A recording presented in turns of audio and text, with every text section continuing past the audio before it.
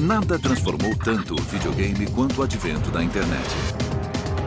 Nós fomos obrigados a parar de vender as unidades, porque estávamos vendendo mais rápido do que o nosso servidor era capaz de aguentar. Vem cá, monstro, vem cá! De repente, mundos virtuais estavam conectados. Eu podia jogar com pessoas do mundo inteiro. E isso foi um êxtase. E vidas alternativas surgiram em um novo gênero viciante de videogame. É o sonho de toda criança.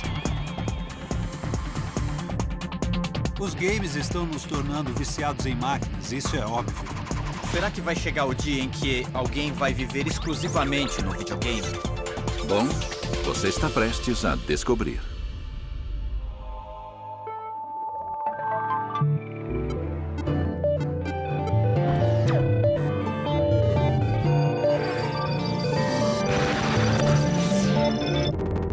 A era do videogame. Nas últimas décadas, o mundo passou por mudanças radicais na maneira como vivemos. E talvez a maior mudança tenha sido na maneira como nos relacionamos com as outras pessoas. Em vez de nos comunicar cara a cara, hoje interagimos em espaços virtuais. Ah, e aí, gostou? O que eu acho mais impressionante é que pessoas do mundo inteiro, independentemente de onde estejam, podem se conectar digitalmente em tempo real para compartilhar experiências no mundo virtual.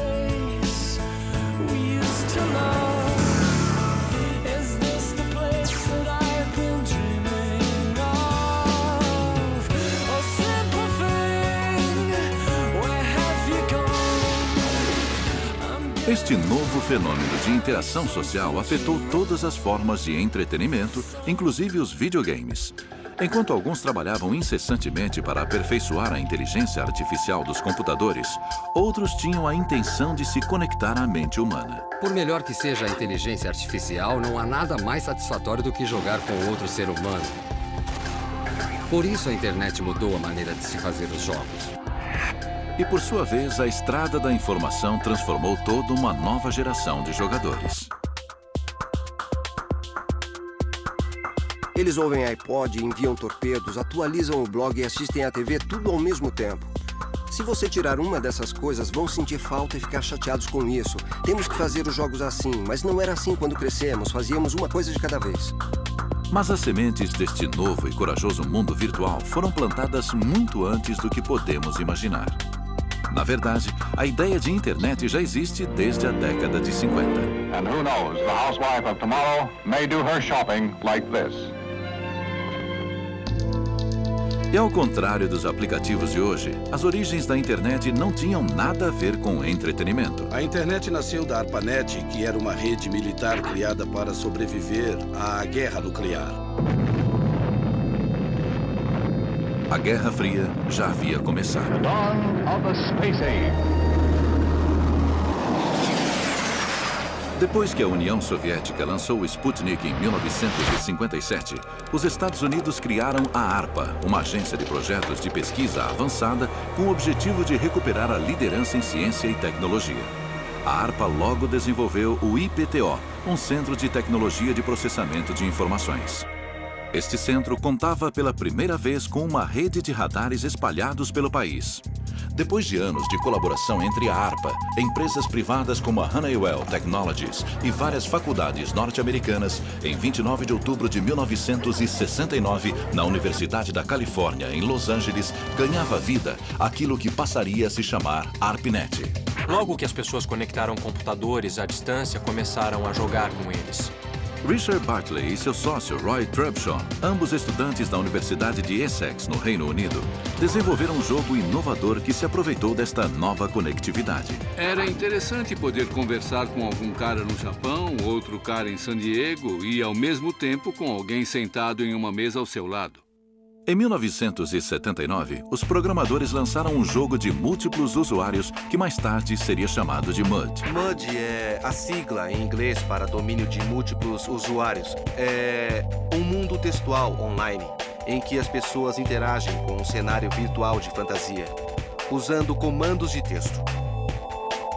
Alguém, geralmente o mestre de jogo, rodava o programa e dizia às pessoas, conforme elas executavam ações diferentes, quais seriam os resultados dessas ações. Esses jogos não eram tão automatizados. Funcionavam por meio de seres humanos que usavam a internet primitiva e as primeiras salas de bate-papo para recriar a experiência de um domínio virtual com múltiplos jogadores.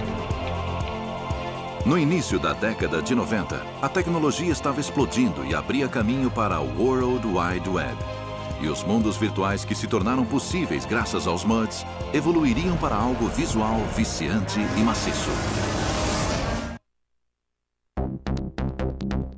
A década de 90 trouxe grandes mudanças culturais e tecnológicas que serviriam de alavanca para o World Wide Web.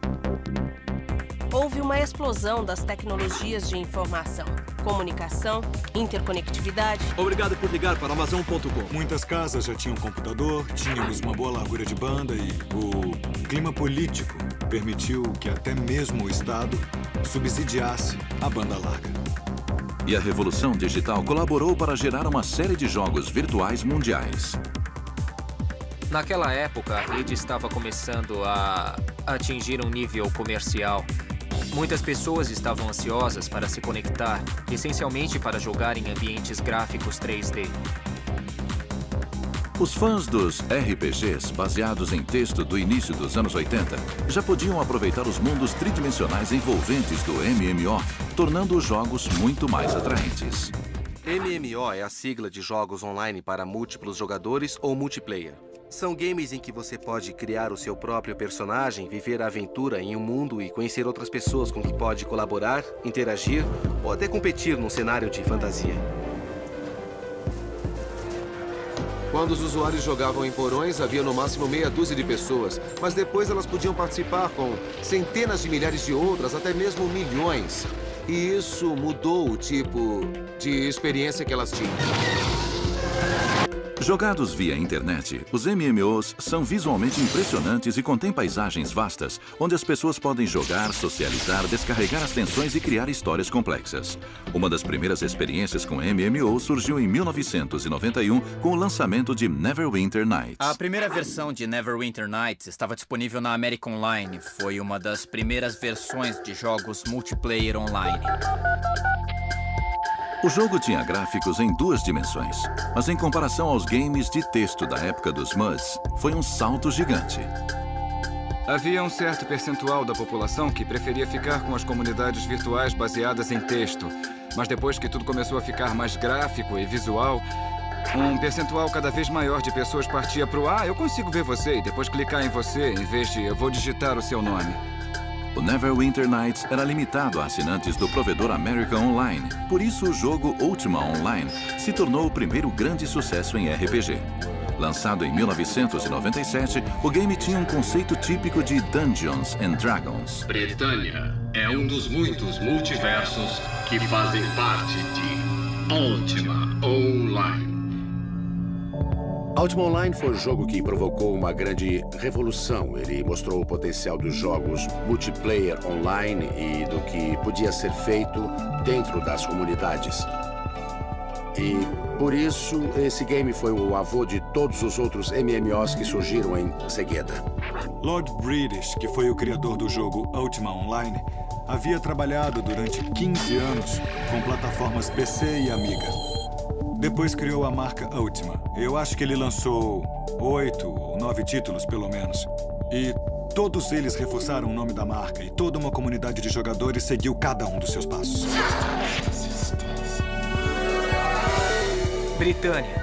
A Britânia era um país com várias influências da Inglaterra antiga. O jogo tinha cidadezinhas, era construído com uma perspectiva aérea e divertia muito.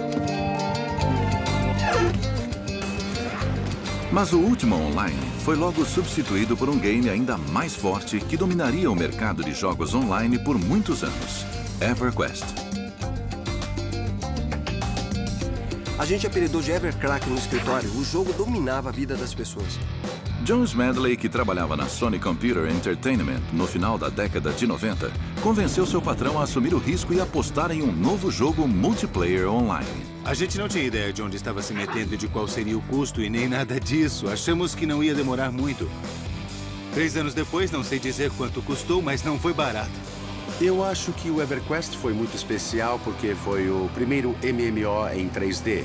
Foi o primeiro jogo lançado a apresentar um mundo de fantasia em 3D em que o jogador podia mergulhar e deu uma ideia do que era possível fazer nesse tipo de ambientação. Por ter sido o primeiro game a vislumbrar o futuro, fãs do mundo inteiro fizeram fila para jogar quando EverQuest foi lançado em 1999. Foram tantos usuários acessando no primeiro dia que os servidores não aguentaram, não dava para dar conta, a largura de banda não era suficiente. A popularidade de jogos como EverQuest teve um efeito cumulativo. Quanto mais pessoas jogavam, maior era a divulgação. É difícil saber se são as atividades de jogo ou as atividades sociais que atraem as pessoas, porque elas passam tanto tempo conversando com as outras quando passam no universo das batalhas contra os monstros.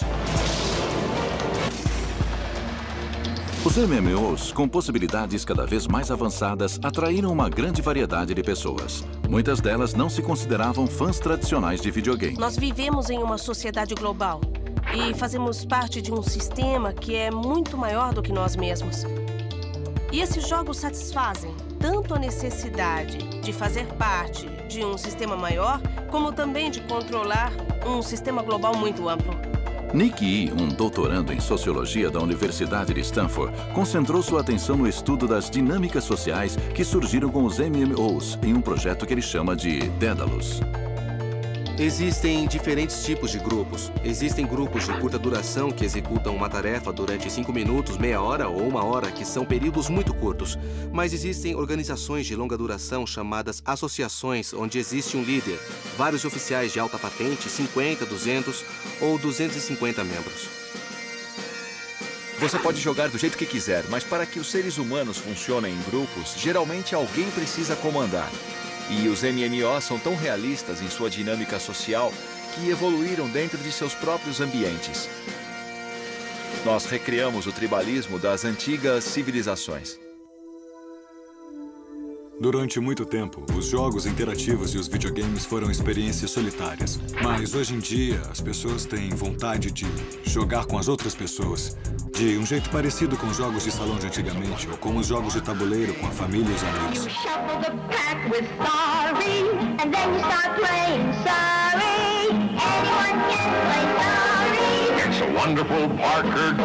A coisa mais maluca dos jogos é que, de alguma forma, nós usamos a competição para fortalecer os nossos sentimentos de afeto e envolvimento com as outras pessoas, mas, ao mesmo tempo, nos fazem manter uma certa distância das pessoas enquanto passamos o tempo com elas.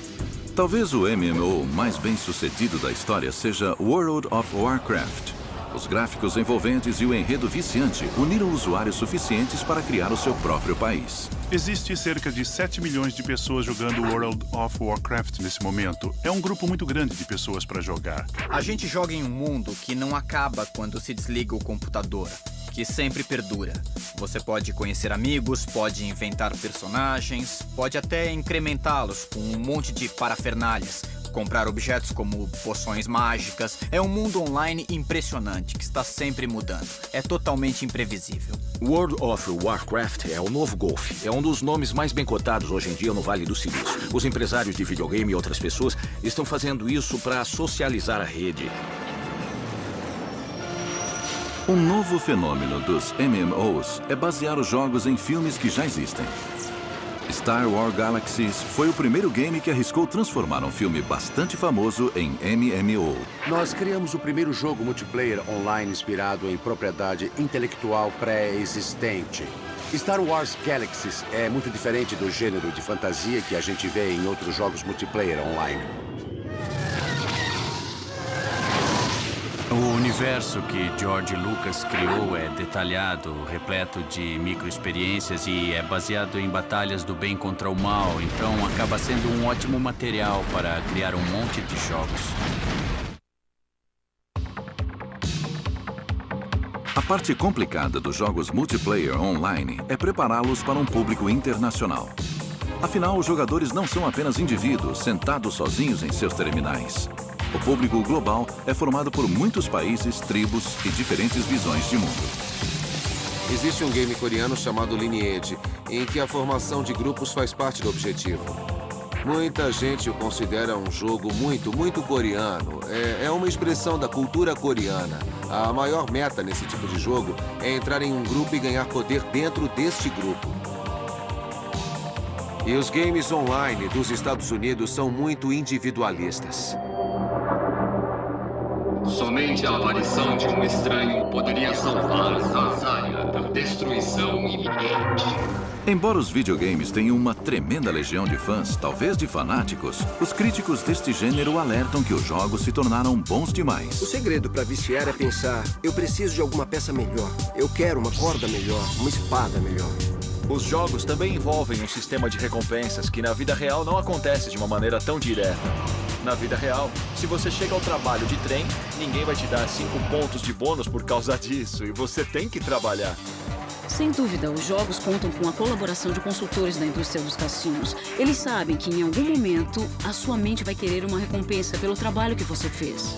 Existe até um site dedicado a ajudar pessoas que ficaram viciadas em MMOs. Um deles, em particular, foi idealizado por uma mãe que acredita ter perdido o filho para um dos jogos multiplayer. Ele não conseguia parar de tão poderoso que o jogo era. Ele não conseguia sair de perto. Para conseguir lidar com a morte do filho, Liz Woolley de Hudson, no estado de Wisconsin, criou o Online Gamers Anonymous, um site dedicado a ajudar usuários a largar os games. Foi ideia dela de criar um programa de 12 passos e tentar descobrir uma maneira de ajudar as pessoas a superar o vício em videogames por conta própria.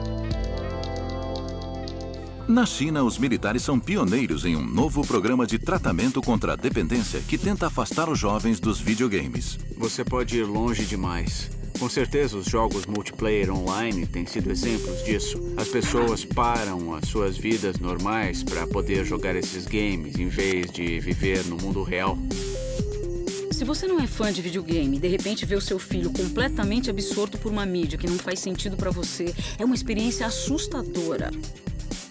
Eu não culpo os pais por ficarem preocupados ou em pânico. Eu só acho que a gente não fez um bom trabalho de educação sobre o que é essa nova mídia e sobre o que os jovens sentem quando jogam.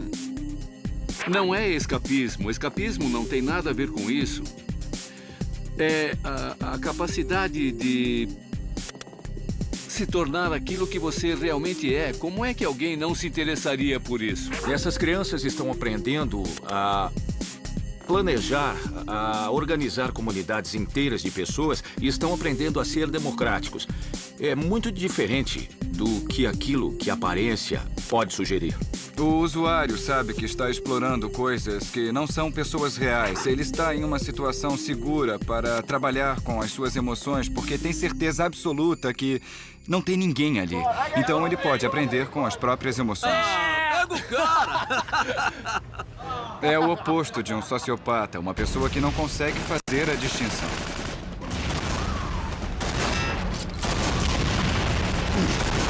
Se não forem os games, o que mais pode ser? O esporte de domingo? Existe sempre uma atividade social para culpar, mas quer saber?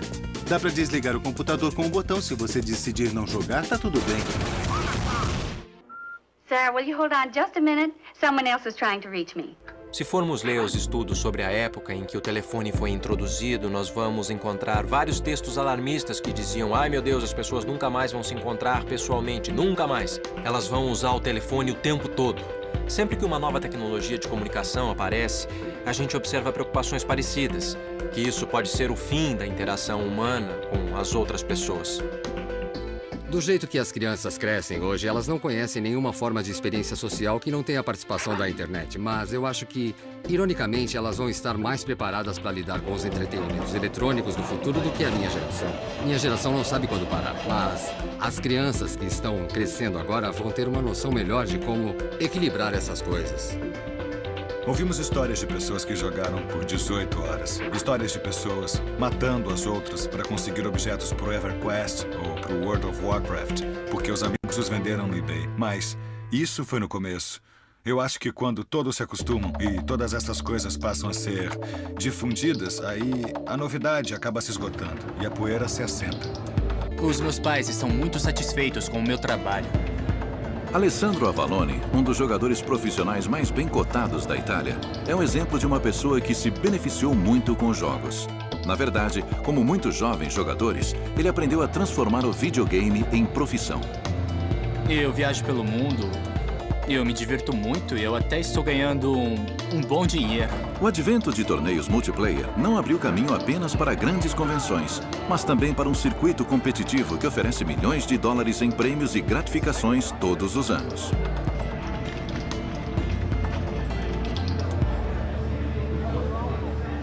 A QuakeCon é uma convenção que dá oportunidade para as pessoas saírem dos porões e dos quartos para viajar pelo país e jogar. Vem cá, monstro, vem cá! Ah! Realizada uma vez por ano na cidade de Dallas, no Texas, a QuakeCon oferece 100 mil dólares em prêmios e atrai visitantes de várias partes do mundo. Eu e minha equipe vamos jogar contra a equipe do Fatality e nós vamos ganhar deles. Nenhum jogador é tão famoso ou temido quanto o pentacampeão Jonathan Wendell, mais conhecido pelo pseudônimo de Fatality. Oi.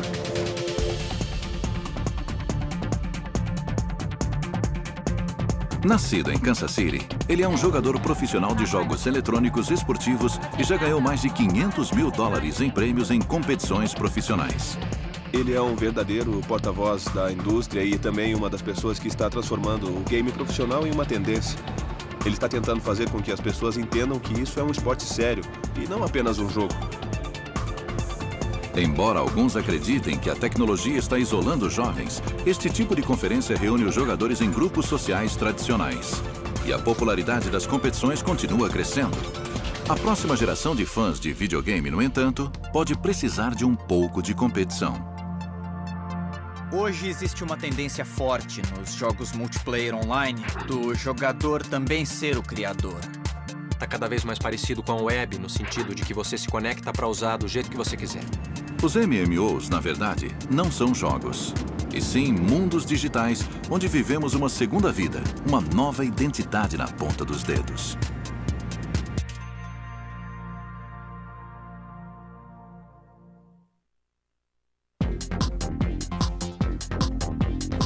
A internet lançou uma onda de jogos com espada e feitiçaria e mudou para sempre a maneira de jogarmos juntos.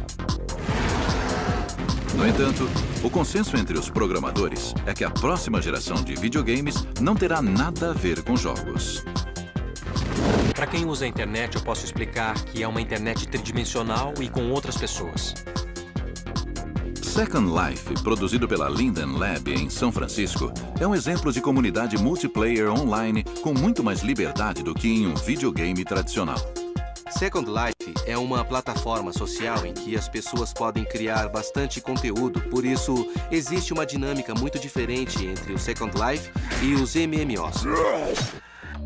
Com mais de 9 milhões de usuários cadastrados, Second Life cresce a uma taxa exponencial de 15% ao mês. Queremos que seja acessível para um número grande de pessoas e ninguém tem que pagar para participar. Você recebe logo de cara um conjunto completo de ferramentas para criar conteúdos em 3D.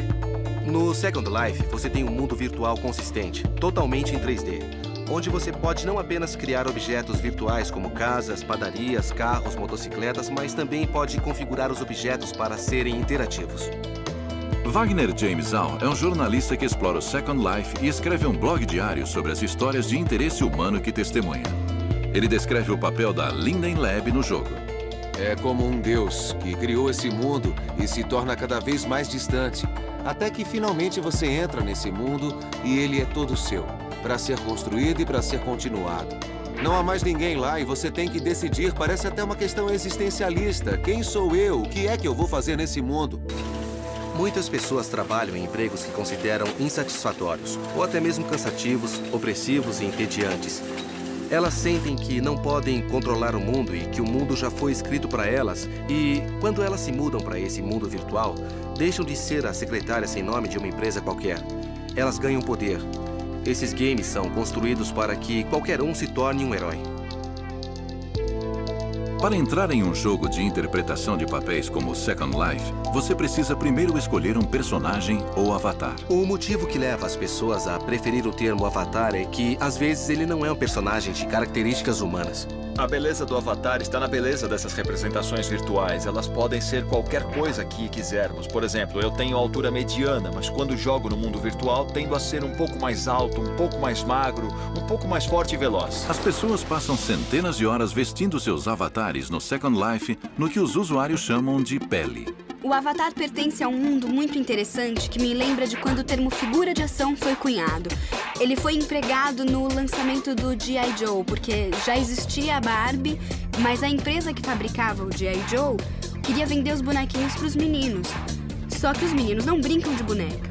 Os meninos brincam com figuras de ação. Da mesma forma que os adultos não brincam de boneca. Eles brincam com avatares. O Second Life faz estatística do sexo e da idade de todos os usuários e revelou alguns números bem interessantes. Mais ou menos 80% dos personagens femininos dos MMO são desempenhados por homens. Podemos pensar em muitas coisas interessantes a partir daí, como a masculinidade ou como nos últimos 20 ou 30 anos as mulheres foram encorajadas a se tornarem mais masculinas em vários sentidos, mas ainda é tabu para os homens tentarem ser femininos. Existe um forte elemento de autotransformação em tudo isso. O que eu acho interessante do ponto de vista psicológico é como isso influencia o comportamento online. Será que tem consequências na vida real? Eu acho que existe um elemento de escapismo nos mundos virtuais. É a mesma coisa quando as pessoas se interessam pelas fofocas da celebridade, sabe? Elas gostam da sensação de fantasia, de imaginar como é a vida nesse outro mundo mais ilustre. Chamar isso de escapismo pode tornar toda a discussão preconceituosa, porque o escapismo tem uma conotação negativa. Eu acho mais interessante analisar onde as pessoas estão passando o tempo. Tem gente que joga online em vez de passar o tempo assistindo televisão, por exemplo. Então, eles estão trocando o tempo dedicado a uma atividade passiva, que também tende a ser solitária, por uma atividade social interativa e colaborativa. Então eu acho que já podemos olhar para isso como um aspecto bem positivo. Alguns personagens vão muito além da mudança de sexo e escolhem um avatar sob a forma de um animal ou objeto. A identificação pelo animal é como um totem. Existem muitas culturas no mundo inteiro que acreditam em totens ou no contato com os totens. Você é um lobo, uma águia ou um falcão. É o conceito do animal interno, do animal com o qual você se identifica. Existe uma série de pesquisas sobre como a pessoa se apresenta no mundo virtual, e não importa o tipo de representação visual. Muito do que a pessoa é na realidade tende a ser revelado de qualquer maneira. Se você veste uma camisa bonita, arruma o cabelo, coloca lentes de contato e coisas do tipo, pronto, você é um avatar. É uma virtualização de você mesmo. Depois de anos de trabalho como repórter, Wagner James Au se deparou com inúmeras histórias de usuários que incrementaram suas vidas através do uso de mundos virtuais. Eu vi muita gente que se conheceu no Second Life e trouxe essa amizade para a vida real. Muitas vezes as pessoas se apaixonam. Por isso, o Second Life é uma maneira de aproximar as pessoas. Muitas histórias de pessoas que passam por dificuldades na vida real nos mostram que o Second Life devolveu a elas a sensação de controle sobre as próprias vidas. As histórias, no entanto, nem sempre são edificantes. A vida nem sempre melhora nesta segunda tentativa. Eu li sobre um alemão que se apaixonou por alguém nos Estados Unidos e viajou para encontrá-la, mas não deu certo. De repente, lá estava ele, no meio dos Estados Unidos, sem saber o que fazer. Essas coisas também acontecem. No Second Life, você pode encontrar políticos da vida real concorrendo a cargos, estúdios fotográficos virtuais ou mesmo shows de rock. Eu li uma história sobre detetives particulares que investigam se o seu namorado está te traindo no Second Life. E se estiver, eles tentam pegar no flagra. Você pode ser quem quiser no Second Life. Mas este não é o único MMO social que atrai fãs. O Active World, sediado em Massachusetts, é um universo alternativo que cresce rapidamente. Você pode criar um mundo inteiro e as outras pessoas podem visitar como turistas. Elas podem dar uma volta pelo seu mundo como se estivessem procurando um imóvel. Se gostarem, podem até comprar uma casa e se inscrever para participarem desse mundo. Um dos MMO sociais mais populares é um jogo chamado Entropia. Boa tarde. Eu sou Saya King. Hoje vamos mostrar uma coisa verdadeiramente espetacular. Vamos te levar para dentro do universo virtual do projeto Entropia. Projetado pela empresa sueca de software Mindark, o jogo se passa em um universo virtual futurista.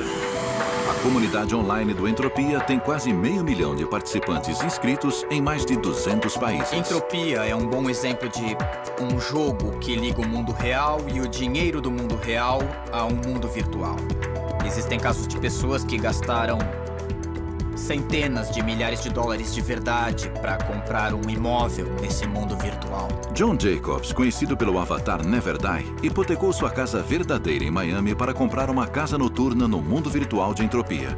Ele recuperou o investimento em menos de um ano. Eu arrecadei 100 mil dólares depois de 8 semanas de funcionamento. Eu tenho um shopping center. Tem 64 lojas. A avaliação atual é de 750 dólares por loja. Todas essas pessoas têm pequenos lucros aqui e ali com vários objetos. Na verdade, a economia virtual é um fenômeno constante nos MMOs. O preço de qualquer coisa no Star Wars Galaxies é controlado pelos jogadores. É bem provável que você compre uma arma de alguém que é construído dentro do jogo e as pessoas determinam quanto cobrar com base na lei da oferta e da procura. Julian DeBell, autor do livro Play Money, passou um ano trabalhando para tentar ganhar a vida na economia virtual dos jogos online de interpretação de papéis. Ele conseguiu fazer isso comprando e vendendo itens virtuais em troca de dinheiro do mundo real.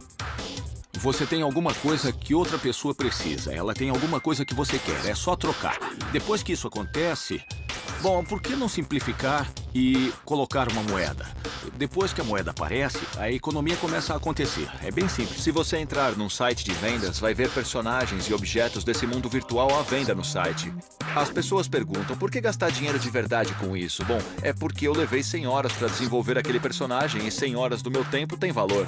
Eu até posso estipular monetariamente que valor é esse. Se tem um cara ali dentro torrando dinheiro, significa que outro cara vai poder ganhar dinheiro lá dentro. Ganhar a vida dentro de mundos virtuais pode algum dia virar uma ocorrência comum. Nas últimas estatísticas que eu vi na Linden Lab, havia 3 mil pessoas ganhando, na vida real, uma renda de 20 mil dólares por ano ou mais. A mais famosa é An She-chung. A pessoa real por trás do avatar mora na Alemanha e ganha cerca de 150 mil dólares por ano. An She-chung também se tornou a primeira milionária real do Second Life comprando e vendendo imóveis virtuais. Há pelo menos 2 maneiras para as pessoas ganharem a vida no Second Life. São 2 categorias, que eu chamo de modelo Donald Trump e Dona Karan. Em outras palavras, muitas pessoas ganham a vida como o Trump negociando imóveis. O outro meio é a moda, o modelo Dona Karan. Existe um grande mercado para as pessoas melhorarem seus avatares, seus alter egos. Os imóveis virtuais são um conceito muito importante no Second Life. Esse jogo atualmente simula um espaço de cerca de 180 km². É mais ou menos 3 vezes o tamanho de Manhattan. Isso está sendo feito com cerca de 3.000 CPUs. Então, como é que a gente faz para controlar o acesso a toda essa potência computacional? A gente pode fazer isso através da ideia de imóveis. Quando você cria um objeto, você tem os direitos de endereço IP sobre ele. Eu chamo isso de declaração de independência. Se você comparar o Second Life aos Estados Unidos, vai perceber que existe um verdadeiro senso de contrato social acontecendo por ali. As pessoas fazem bares, clubes, hotéis, apartamentos, casas. Já se discutiu várias vezes se é necessário ou não pagar para entrar nesses espaços. Mas, como no mundo real, se você vai a uma casa noturna, tem que pagar a entrada na porta. E exatamente como no mundo real, os contratos sociais são baseados em confiança. Algumas empresas trabalham como intermediárias para comprar e vender bens virtuais. Você confia em alguém para te entregar esse ouro virtual e também existe a questão da eficiência. Quanto você demora para me entregar esse ouro? A economia da Terra está diretamente ligada à economia em Calypso. E o seu dinheiro tem valor nos 2 mundos. Embora estas transações sejam aceitas pelos fabricantes de jogos hoje em dia, elas nem sempre são verdade para os usuários, principalmente no que diz respeito aos MMOs tradicionais. Antes de mais nada, considera-se uma coisa execrável usar dinheiro nos games. Nenhum jogador admite que comprou objetos por dinheiro, porque isso prejudica o equilíbrio do jogo. Se você entrar na internet e comprar um personagem de nível 60, isso não significa que você é um jogador de nível 60 de verdade. Significa que você comprou um personagem. As outras pessoas vão perceber e descobrir que você não joga muito bem e não vão gostar nada disso. Você jogou dinheiro fora porque comprou um status que não é seu. Independentemente do debate ético, sempre houve uma explosão de novas oportunidades de marketing para empresas grandes e pequenas nos mundos virtuais. Por exemplo, a American Apparel, que é uma grife da vida real, acabou de abrir uma loja no Second Life. Você pode entrar na loja e comprar uma roupa da American Apparel, que o seu avatar pode vestir quando quiser. Isso ajuda a divulgar a marca American Apparel e também traz informações sobre as roupas que as pessoas têm interesse em comprar. Acredito que eles são um dos primeiros a se mudar para esse espaço e espero que muitos outros façam o mesmo. Apenas no Second Life, as transações atingiram uma taxa de 2.700.000 dólares por mês. Marcas que já apareceram no mundo virtual incluem Coca-Cola, McDonald's, Levi's, Chrysler e Adidas. É assim que o Second Life pode se tornar a próxima geração da web. Em vez de entrar num site como o Amazon ou outro, com interface em 2D, você pode entrar em uma versão virtual da Amazon e dar uma olhada no livro que quer comprar antes mesmo de fazer o pedido. Até mesmo pequenos negócios estão encontrando oportunidades em ambientes multiplayer. Scott Ronglin, diretor artístico da trupe de teatro The Next Arena de Los Angeles, está promovendo a mais recente peça da companhia no Second Life. Tic. Você ouviu o que eu disse? Ouviram? Essa é uma peça que trata muito do subconsciente, então a gente achou uma boa mostrar um pedaço dela no mundo virtual.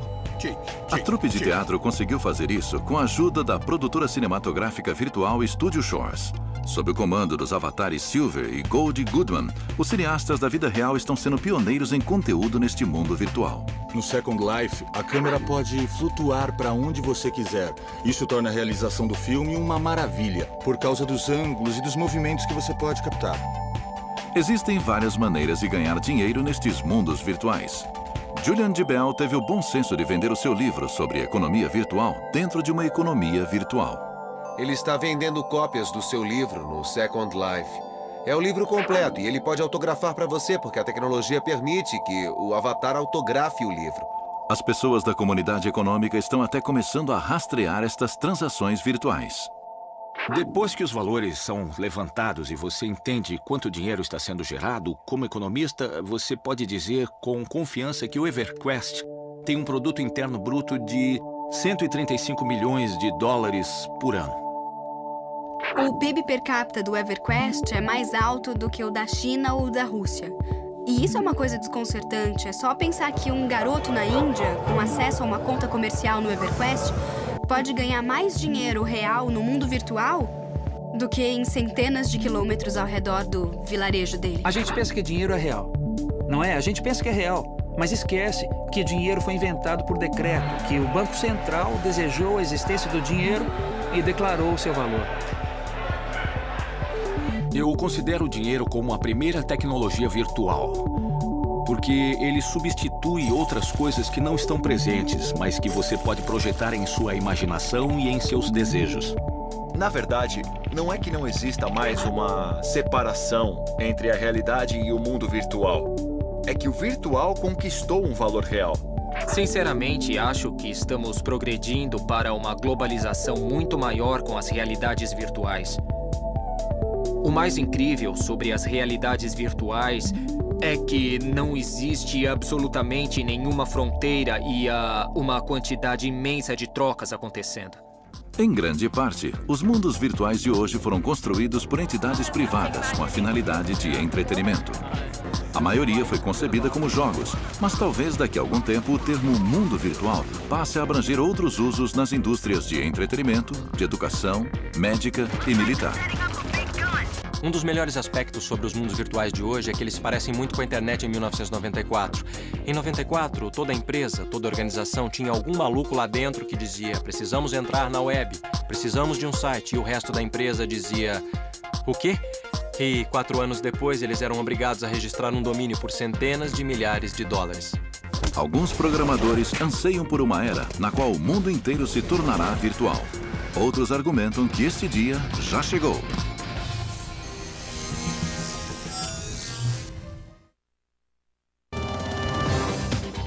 Quase 50 anos depois de seu surgimento, o videogame ainda está crescendo e evoluindo. Eu acho que hoje os videogames se tornaram muito mais poderosos. Eles estão muito mais complexos do que eu poderia ter imaginado. As simulações da realidade estão ficando tão boas que parecem até mundos diferentes. Acho que estamos apenas começando a entender as possibilidades do videogame. Já ultrapassou o cinema. Segundo uma previsão do banco Bear Stearns do ano passado, vai ultrapassar a música ainda este ano. E na projeção a longo prazo, em 2008, os games vão faturar mais do que as duas indústrias juntas. A combinação de belas paisagens tridimensionais, técnicas avançadas de narrativa e a oportunidade de permitir que o usuário seja autor de sua própria experiência ajudaram os videogames a se transformar na forma dominante de entretenimento em todo o mundo. E é uma mídia que só vai melhorar no futuro. Vamos continuar vendo videogames de luta, de interpretação de papéis, de plataforma, de esportes, e ainda vai aparecer alguma novidade que vai surpreender todo mundo. Também estamos trabalhando com outra tecnologia chamada euforia, que simula a maneira que nosso sistema nervoso reage quando é submetido a algum tipo de impacto. Eu acho que nos próximos anos o avanço vai chegar a um ponto em que você vai parar dentro do computador, ou uma versão sua estará dentro dele. Este sempre foi o caso dos jogos. Mas cada estágio da evolução aproximou os jogadores do sonho lúcido que o videogame se tornou hoje. Primeiro, a interface precisou evoluir para nos jogar dentro da experiência. Depois, os personagens nasceram para nos manter envolvidos com esta interface. Em seguida, esse mundo precisou crescer ao nosso redor para que pudéssemos sentir as possibilidades da mídia. A essência do jogo teve que nos perturbar e despertar nossa imaginação ao mesmo tempo. Fale depressa. Adeus. Os videogames de amanhã nem sempre nos desafiarão. Em vez disso, vão nos transportar para onde quisermos. Quando os nossos celulares ficarem mais potentes, vão existir muitas outras maneiras para as pessoas poderem passar uma parte de suas vidas no mundo virtual, se assim desejarem. As pessoas que iam para casa correndo para jogar Tetris no computador, hoje estão vendo seus filhos jogarem no celular ou em aparelhos portáteis.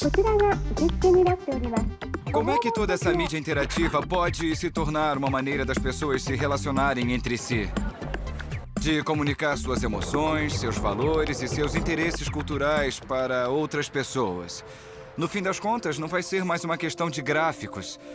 Vai ser uma questão de saber se essa é uma mídia que as pessoas podem usar para comunicar os seus interesses para as outras.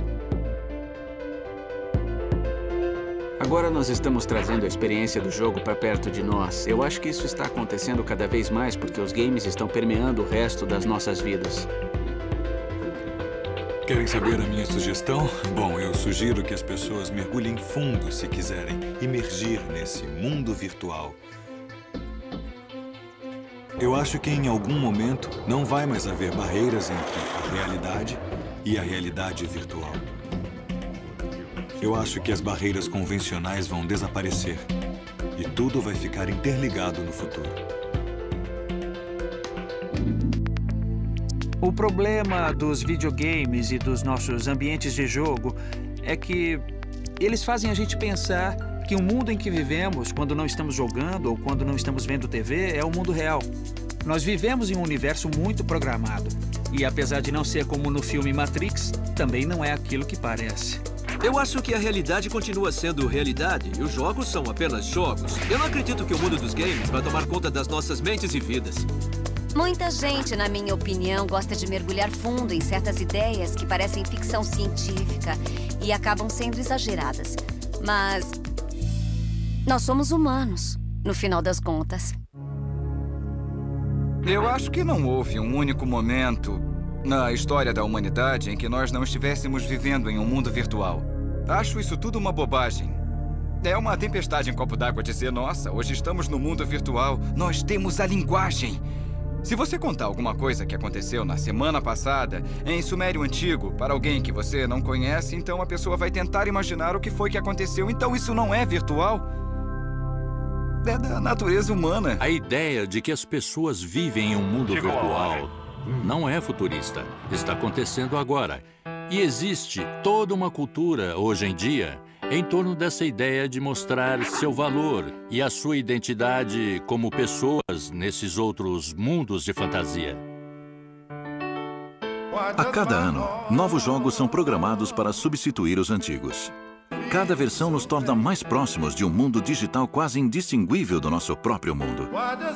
Algum dia, poderemos levar nossas vidas e experiências inteiramente dentro de um videogame, em um mundo que não existe ou que, pelo menos, não pode ser tocado.